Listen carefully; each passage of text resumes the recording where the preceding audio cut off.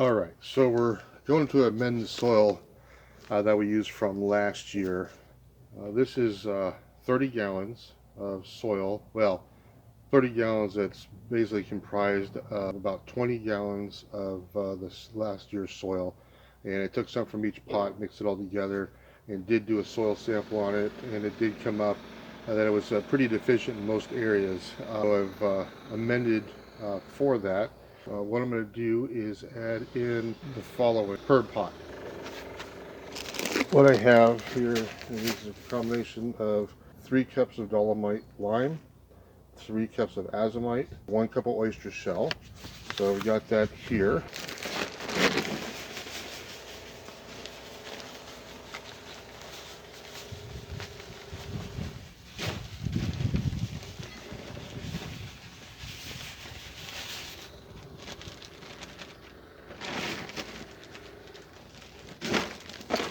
And then to that, I'm adding 1 cup of kelp meal, a cup of alfalfa meal, 1 cup of fishbone meal, a half a cup of feather meal, and a half cup of blood meal, a 1/4 cup of insect frass, a 1/4 cup of neem seed meal, half a cup of humic acid, and half a cup of langbeinite.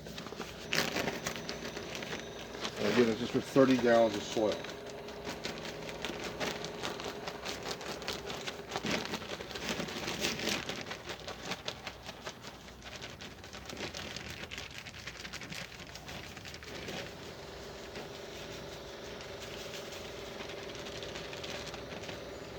Each 30 gallons is going to have 6 gallons of chicken manure, 2 gallons of worm castings, 2 gallons of compost, and about 1.5 gallons of additional perlite. Now to this, I'm going to add a cup of Mykos.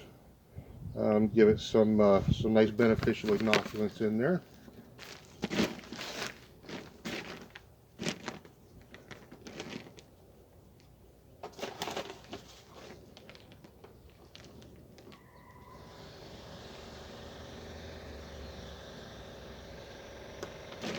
Now, this is pretty much the same mix I'm using for my indoor plants, only they're in 7-gallon pots. So, you know, so far the grow has been just outstanding, no deficiencies or anything, and so I cannot complain about any of it. I'm just going to use it for my outdoor this year, and you know, top dress as necessary, and I will be doing soil samples monthly just to see where the soil stands, and then I can address it from there. So let's get this mixed up.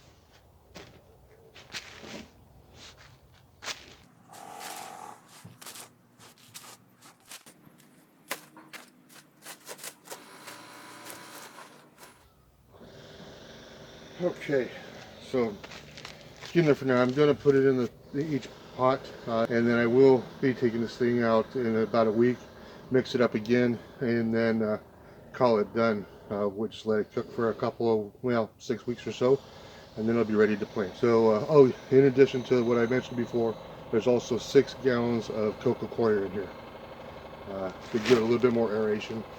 All right, so there we are, 6 30-gallon pots ready to go, fully amended. Just going to let them cook for another 5-6 weeks, and then I'm not going to cover them. It's supposed to actually rain tonight, so I'm going to let the rainwater do the watering for me instead of having to dechlorinate and all that jazz.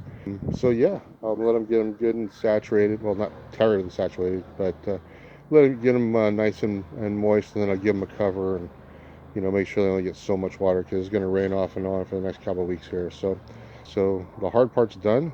Thank God. That back is killing me, and I'm glad I only have to do this once a season because Jesus, that's a lot of work. But hopefully totally worth it. So that's it for now, y'all. Catch you, in a little while. Later.